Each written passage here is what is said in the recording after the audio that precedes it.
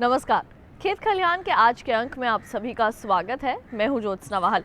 किसान भाइयों बहनों, इस कार्यक्रम में हम आपको खेती किसानी और पशुपालन के क्षेत्र में हो रहे लगातार परिवर्तनों और गतिविधियों की जानकारी देते हैं। आज जिस बारे में हम आपको जानकारी देंगे वो विषय है मत्स्य पालन। जी हाँ, मछली पालन के बारे में आज इस कार्यक्रम में हम आपको तमाम महत्वपूर्ण जानकारियां देंगे। तो इन सब जानकारियों के साथ आइए शुरू करते हैं हमारा आज का कार्यक्रम खेत खलिहान। किसान भाइयों बहनों, किसी भी व्यवसाय में लाभ और हानि की संभावनाएं बनी रहती हैं, लेकिन अगर उचित प्रबंधन और सही तकनीक अपनाई जाए तो ये लागत कम और मुनाफा बढ़ जाता है। खेती किसानी और पशुपालन में भी ऐसे कई लोग हैं जिन्होंने इस क्षेत्र में अपना नाम कमाया है। आज हम आपको मिलवाने वाले हैं बाराबंकी के एक ऐसे ही सफल मछली पालक से जिन्होंने मछली पालन कर इस व्यवसाय में बुलंदियां हासिल की हैं।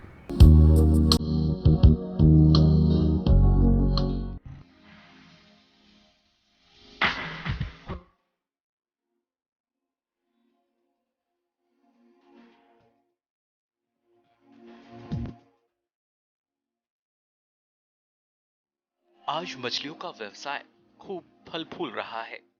जो मत्स्य पालक समय और बाजार की स्थिति को ध्यान में रखकर मछलियों को बेचते या पालते हैं, उन्हें मत्स्य पालन से भरपूर मुनाफा मिलता है। आज रोहू, ग्रास कॉर्प, सिल्वर कॉर्प जैसी मछलियों की कीमत अच्छी मिलती है। अगर इन्हें सुनियोजित ढंग से पाला जाए तो इनसे अच्छा मुनाफा कमाया जा सकता है। बदलती जलवायु और संसाधनों के चलते आज कई ऐसी पारंपरिक फसलें जो कल किसानों को अच्छी नकदी दे पाती थीं, आज नहीं दे पा रही हैं। लेकिन आज उन्हीं किसानों के बीच मछली पालन जैसे स्वरोजगार के अवसर भी खुले हैं, जिन्हें अपनाकर किसान अच्छा मुनाफा कमा रहे हैं। उत्तर प्रदेश में मछली पालन का असर अब दिखने लगा है। सूबे में 60 से 70 क्विंटल प्रति हेक्टेयर मछली प्राप्त करने के साथ ही 250 क्विंटल प्रति हेक्टेयर पंगेशियस मछली का उत्पादन किया जा रहा है। मत्स्य निदेशालय के सूत्रों के मुताबिक सरकार द्वारा मत्स्य पालकों को आधुनिक विधियों से मछली पालन और साथ ही विपणन की जानकारी प्रदान की जा रही है और इन्हीं सुविधाओं के कारण इस व्यवसाय में गतिशीलता आई है। आधुनिक प्रगतिशील विधि से मछली पालन से मत्स्य पालकों की आर्थिक सामाजिक स्थिति में उन्नति हो रही है। आज पढ़े लिखे युवा कृषक मत्स्य पालन की तरफ इसके बढ़ते उत्पादन की वजह से खूब अग्रसर हो रहे हैं। सूबे की राजधानी लखनऊ से इस युवा कृषक का कहना है कि पारंपरिक खेती की तुलना में मत्स्य पालन से अच्छा लाभ होता है।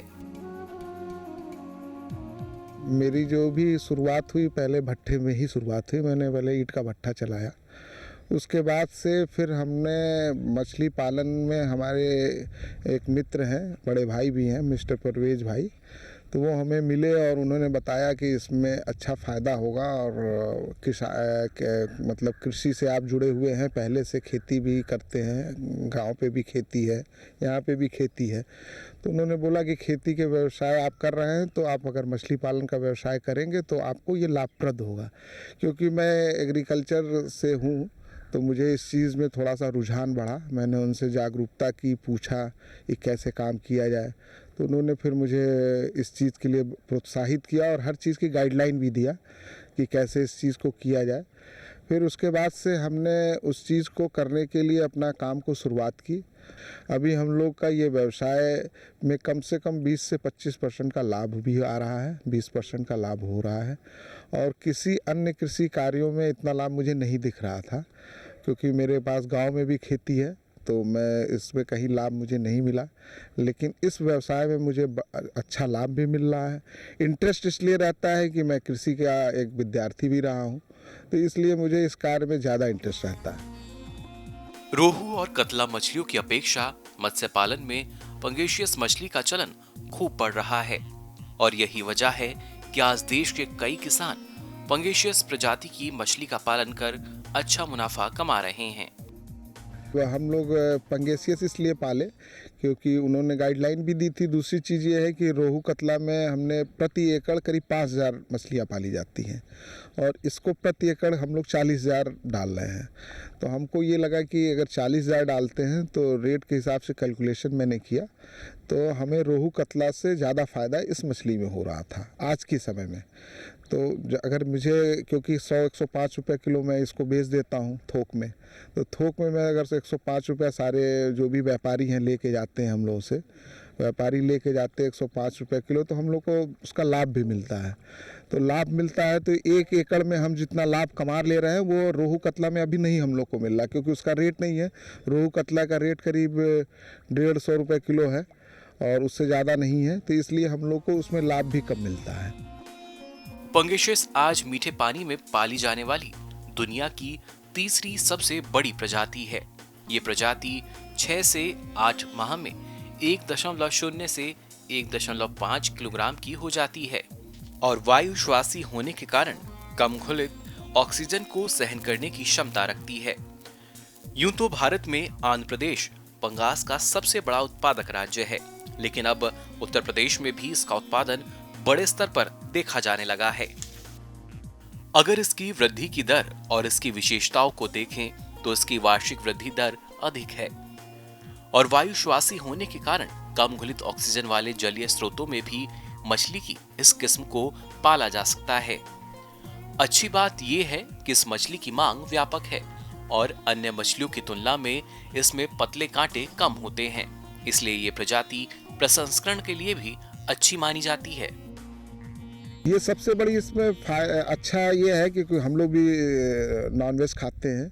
हम लोग क्योंकि ये सिंगल कांटे की मछली है, रोहू कतले में बहुत ज़्यादा कांटे होते हैं। रोहू कतले में कांटे इतने ज़्यादा होते हैं कि छोटे बच्चे भी नहीं खा सकते हैं। इस मछली में ये आराम है कि सिंगल कांटे की मछली होती है, किसी भी आम जगह कहीं भी बैठ के इसको आराम से सुकून से आदमी खा सकता है और कोई भी छोटा बच्चा भी इसको खा सकता है, क्योंकि इसमें सिंगल ही कांटा होता है। मतलब सिंगल कांटे में खाने में सबको आराम मिलता है, क्योंकि कई कांटे होते हैं तो किसी भी हमको ही खाने में गले में फंस जाता था, लेकिन अब इसको मछली में ऐसा नहीं है। इस रोहू कतले की मछली खाने में थोड़ा सा टेस्ट में मीठापन होता है, लेकिन इस मछली में भी उससे ज़्यादा मीठापन होता है। एक व्यवस्थित तालाब में व्यवस्थित मत्स्य पालन के लिए किसान भाइयों कुछ बातों का ध्यान रखना बेहद ही जरूरी होता है। जैसे एक आदर्श तालाब के लिए क्या क्या जरूरी व्यवस्थाएं हों, मौसम के अनुसार मछली और उसके बीजों की देखभाल कैसे की जाए। जाड़े में मैंने ये सोचा है कि अपने तालाबों के ऊपर वो, क्योंकि ये जाड़े में इनको थोड़ी सी दिक्कत होती है मछलियों को, क्योंकि इनके फैट की मात्रा ज़्यादा होती है। तो जाड़े की ठंडक का टेम्परेचर क्योंकि कभी कभी 5 डिग्री 10 डिग्री पहुंच जाता है, तो उसकी वजह से वो मछली फिर उसको ग्रोथ उसको मिलने में दिक्कत आती है और वो पानी ठंडा होता है, तो उसके लिए उनको दिक्कत। मैं अभी इसमें एक रिसर्च कर रहा हूँ। मैं सोच रहा हूँ एक तालाब में रिसर्च करूँ कि हमारा हवा जो इस एरिएटर से निकल रहा है वो 60 डिग्री पे निकल रहा है। मैंने उसको टेम्परेचर से कंट्रोल करके देखा था कि 60 डिग्री पे निकल रहा है। मैं इसको सोच रहा हूँ कि इसको अगर ये 100 डिग्री पे हवा हो जाए तो मेरा पानी गर्म हो जाएगा, और हल्का पानी गर्म होगा तो जाड़े में ये आराम हो जाएगा कि जाड़े में कम से कम काम करने में कि उनको पानी ठंडा अगर बहुत होगा तभी वो उनको दिक्कत आती है, वैसे दिक्कत नहीं आती है। तो पहला काम तो ये करने जा रहा हूँ। दूसरा मैं ये करने जा रहा हूँ कि उसके ऊपर शेड लगाने जा रहा हूँ। त्रिपाल मंगा लिया हूँ, उसको बढ़िया पाइप लगा के इसके ऊपर, और ऊपर से ढक दूंगा त्रिपाल से ढक के, और उसको वो पूरा वो कर दूंगा कंप्लीट उसको, कि ऊपर से जो ओस जनवरी फरवरी दिसंबर जनवरी में गिरता है वो डायरेक्ट पानी पे ना जाए। तो उसको बचाव का यही तरीका करूंगा इस बार। विशेषज्ञ मानते हैं कि बड़े तालाबों में ज्यादा मछली पालन करने के लिए हमें इनके खान-पान से लेकर रखरखाव तक कई सावधानियां बरतनी होती हैं। मसलन मछलियों के लिए संपूरक आहार में सबसे अच्छा सरसों की खली, चावल का कना, विटामिन और मिनरल का मिश्रण माना जाता है। विशेषज्ञों के मुताबिक देसी विधि से मत्स्य पालन करने के कई फायदे होते हैं। देसी विधि से किए गए मत्स्य पालन में किसान पशुपालन भी अपना सकता है। इस तरफ जहां एक और पशुओं के तालाब में उतरने से मछलियों में गतिशीलता बढ़ने से इनकी बढ़वार अच्छी होती है, वहीं दूसरी ओर गोबर भी मत्स्य पालन के लिए सहजता से प्राप्त हो जाता है। विशेषज्ञ मानते हैं कि मत्स्य पालन के लिए 1 हेक्टेयर का तालाब अच्छा होता है। वैसे शासकीय सुविधाओं की बात करें तो आधा एकड़ से लेकर 5 हेक्टेयर तक के तालाबों पर सरकारी सुविधाएं मत्स्य पालकों को आसानी से मिल जाती हैं। दाना इसमें हम लोग 3000 लाइन के तक से बच्चे मंगाते हैं। 3000 लाइन के, 4000 लाइन के और फिर 1000 लाइन के, 1800 के लाइन के, मतलब 1 किलो में 1800 बच्चे होते हैं। जैसे लाइन का मतलब ये है कि 3000 लाइन का 1 किलो में 3000 बच्चे चढ़ रहे हैं। तो हम लोग अगर इसको बच्चों को मंगाते हैं मतलब जिस साइज़ का वहाँ से मिल जाता है उस साइज़ का मंगाते हैं। और हम लोग 4 तरह के दाना भी यूज़ करते हैं। एक 0.5 mm का, एक 1 mm का। उसके बाद उसको धीमे धीमे नर्सरी में पहले डाल के उनको ग्रोथ देते हैं कि कम से कम 20 ग्राम, 25 ग्राम, 50 ग्राम तक पहुँच जाए। फिर नर्सरी के बाद हम लोग एक एक तालाब में गिन के मछलियाँ डालते हैं। सबसे बड़ी चीज़ है, क्योंकि पढ़ा लिखा होने के मतलब है कि पढ़े लिखे तरह से ही कि कृषि का कार्य किया जाए।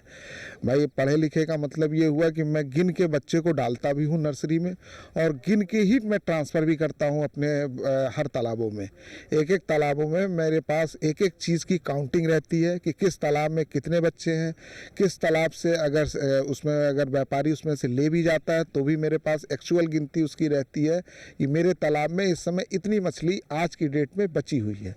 एक एक चीज़ की मेरे पास हर चीज़ की लिखा पढ़ी रहती है और एक एक चीज़ की गिनती मैं हमेशा करता रहता हूँ। हाँ।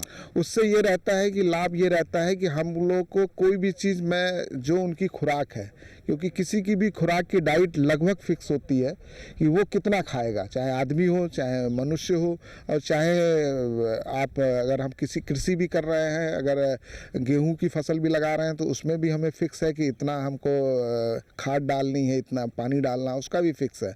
तो अगर मुझे पास गिनती रहेगी कि मैं इस तालाब में इतना गिन कर डाला हूँ तो मुझे ये कंफर्म रहेगा कि मुझे इतना ही दाना डालना है। वैसे अगर नहीं गिनेंगे तो हमको पता नहीं चलेगा कि कितना मैं इसमें दाना यूज़ कर रहा हूँ। इसलिए मेरे पास हर चीज़ की लिखा पढ़ी और कोई भी ऐसा आइटम नहीं है जिसकी काउंटिंग नहीं है। हर चीज़ की काउंटिंग करके ही हर काम लिखा पढ़ी करके ही मैं करता हूँ। कार्यक्रम में फिलहाल वक्त हो चला है एक छोटे से ब्रेक का। आप कहीं मत जाइए और देखते रहिए हमारा कार्यक्रम खेत खलिहान। विविधताओं का देश भारत, जहां है नई सोच और परंपराओं की बुनियाद।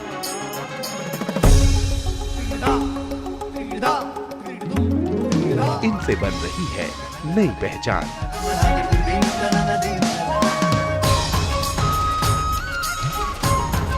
देखिए कार्यक्रम ये है मेरा इंडिया, एक यात्रा कामयाबी की। शनिवार और रविवार दोपहर 12:05 पर। ये कामयाबी है अन्नदाता की, ये कहानी है खेत और खलिहानों की। कैसे करें अपने पशुओं की देखभाल, जानिए गांव-गांव के किसानों का हाल। देखिए गांव किसान सोमवार से शुक्रवार दोपहर 12:05 पर।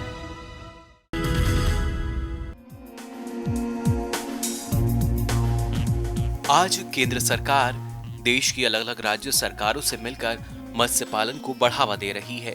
इच्छुक किसान भाई अपने ग्राम विकास अधिकारी से मिलकर इन योजनाओं के बारे में जानकारी प्राप्त कर मत्स्य पालन का प्रशिक्षण भी प्राप्त कर सकते हैं। अगर कोई किसान निजी तालाब में मत्स्य पालन करना चाहता है तो उसे भी शासकीय सुविधाएं आसानी से मिल सकती हैं। किसी भी व्यवसाय को करते समय ये जरूरी है कि बाजार को अच्छी तरह समझ लिया जाए, जिससे व्यवसाय में घाटा ना हो। ऐसा करना इसलिए भी जरूरी है क्योंकि मत्स्य पालन करते समय श्रम और धन तीनों लगते हैं।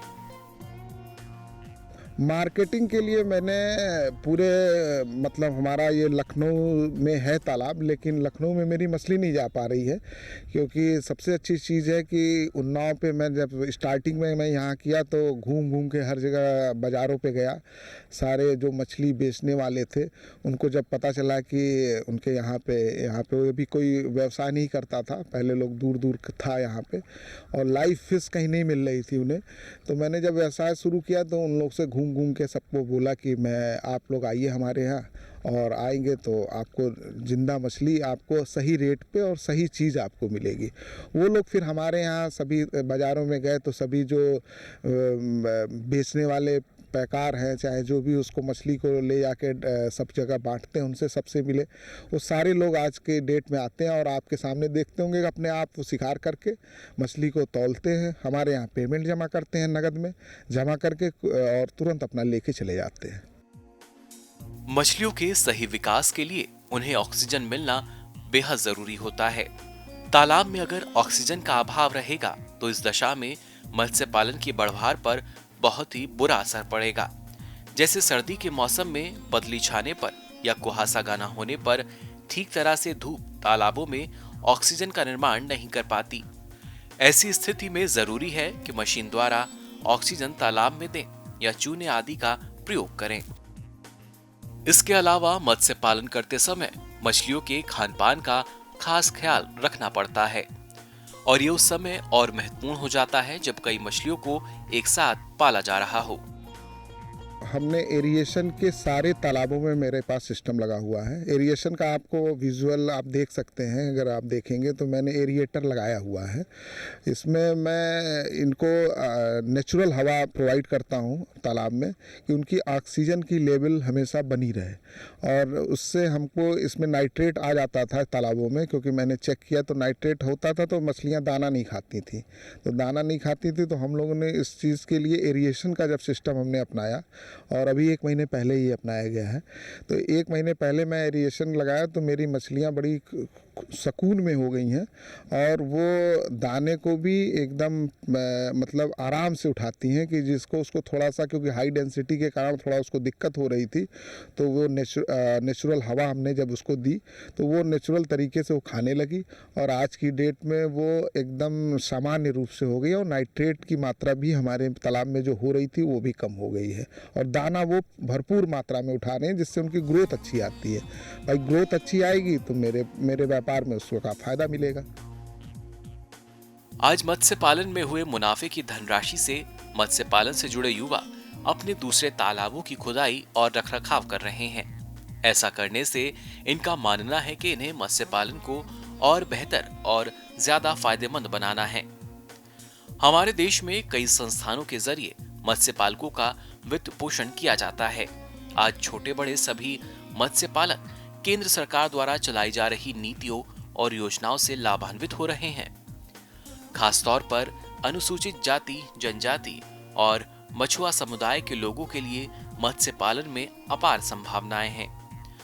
कहा जाता है जल ही जीवन है, तो किसान भाइयों, अगर पानी को संरक्षित करके खेती या मत्स्य पालन के प्रयोग में लाया जाए तो मत्स्य पालन के साथ साथ हर प्रकार की खेती से अच्छा मुनाफा कमाया जा सकता है। हम लोग का कच्चा तालाब है सारा, तो हम लोग का सब कुछ ऑटोमेटिक सिस्टम पे ही मैंने बनाया है। मतलब कहीं भी किसी लेबर को भी कोई काम ऐसा नहीं करना होता है। तालाब में पानी डालने के लिए भी सिर्फ वाल खोलना है। हर जगह बोरिंग हमारी ऑलरेडी लगी हुई है, तो जो रॉ वाटर होता है उसमें डाल दिया जाता है तालाब में। क्योंकि 15 दिन पे 20 दिन पे तालाब का पानी हल्का, क्योंकि उनकी बीट उट होती है मछलियों की, तो हल्का गंदा होता है। तो मैं उस पानी के लिए एक स्टोरेज टैंक बनाया हूँ अपने कच्चे तालाब को, उसको थोड़ा सा ज़्यादा गड्ढा कर दिया हूँ, और टोटल पानी मैं उसमें कंज्यूम कर देता हूँ। तो हमारा वाटर कंजर्वेशन भी मैं करता हूँ कि मैं कभी भी, क्योंकि हाई डेंसिटी पे मछली का पानी और साफ़ होना चाहिए, अगर नीट एंड क्लीन नहीं होगा तो हाई डेंसिटी पे नहीं पल सकती है वो।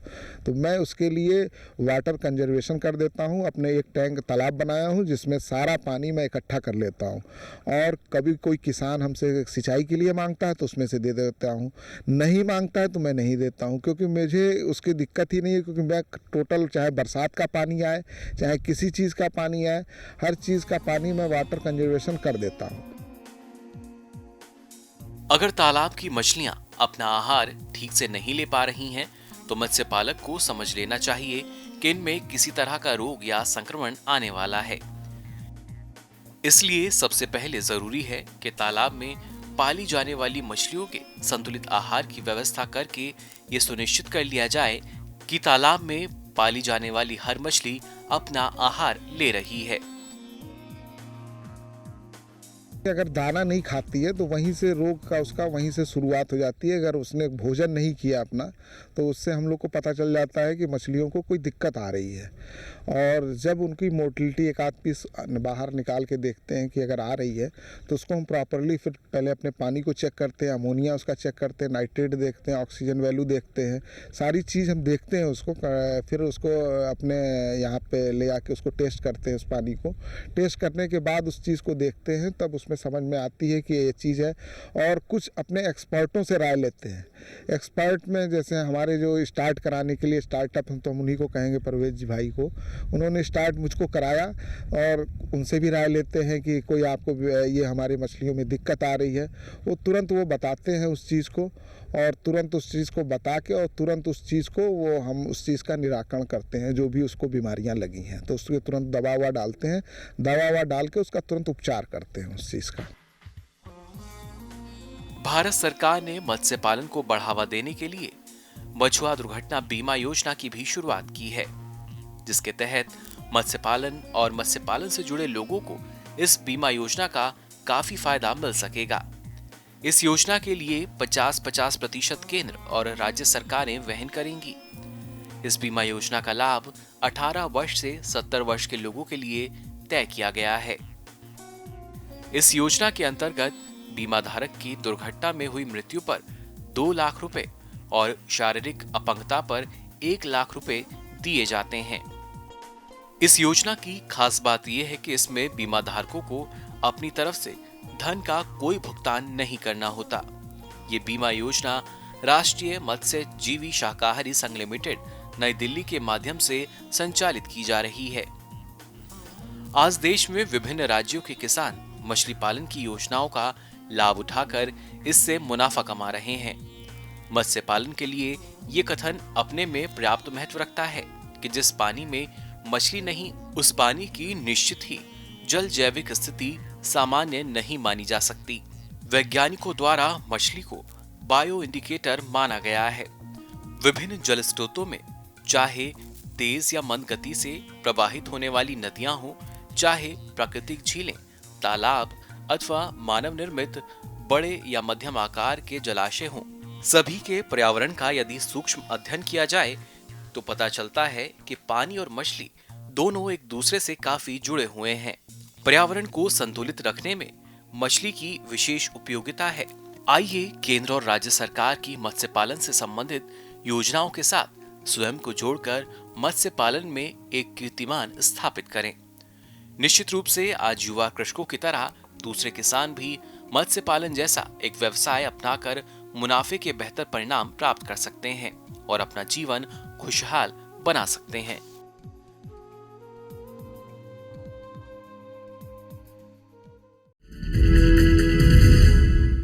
तो किसान भाइयों बहनों, आज हमने आपको बाराबंकी के एक सफल मछली पालक से मिलवाया और आशा करते हैं कि अगर आपके मन में भी मछली पालन का ख्वाब है तो आप उसे जरूर पूरा कर पाएंगे।